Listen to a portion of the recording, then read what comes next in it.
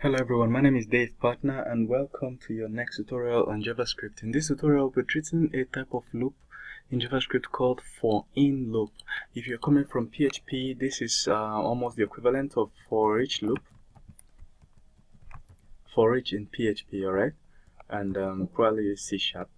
So in JavaScript, it's called for-in right here.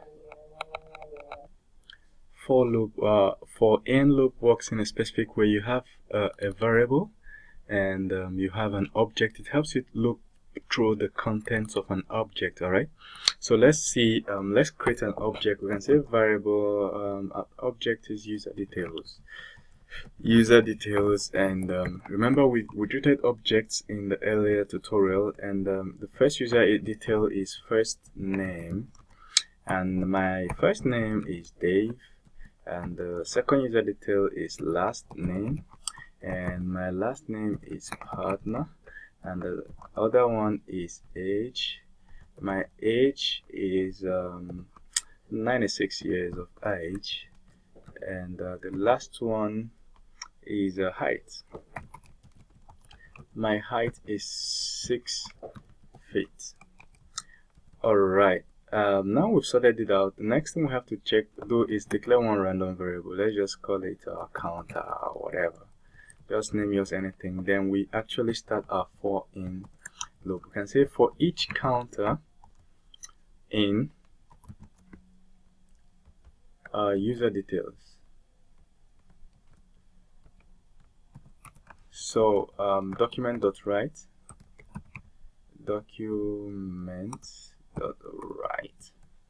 and we say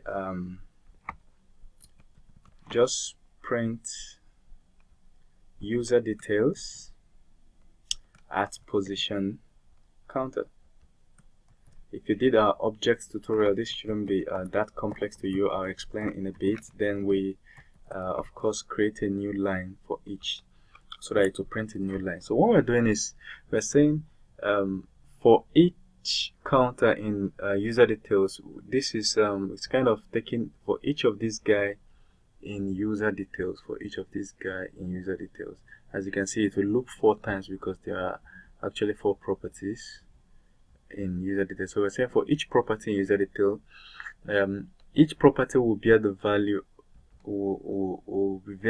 of this variable. So we're saying user details at position counter. The first time it goes, it will at position counter, which is counter is first name, it will print Dave.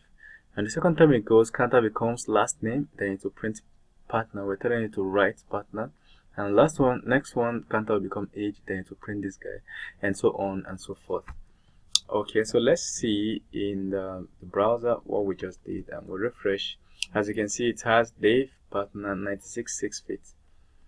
Okay, alright, another thing we can do is let's just print counter the way it is. Let's just print counter. Let me comment out this guy, and we'll print counter directly. Let's see what is inside counter so you understand how it works.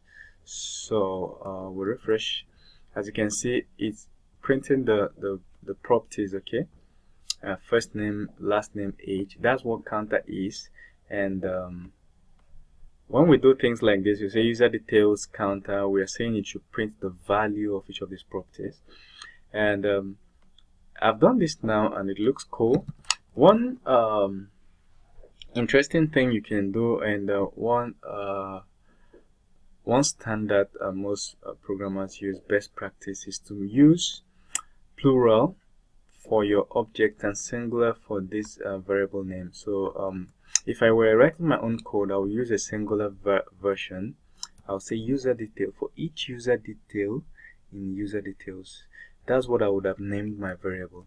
But I first use counter to show you that it works with any variable. Okay, and then here you have your user detail.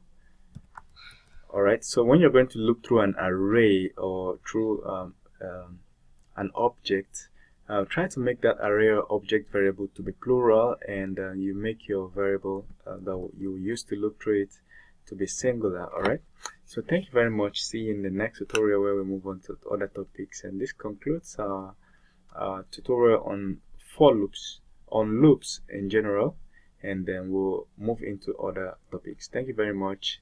Like and share this video, and in case you're not following me on Instagram, make sure you follow me on instagram.com/davozalo or instagram.com/davepartnerofficial.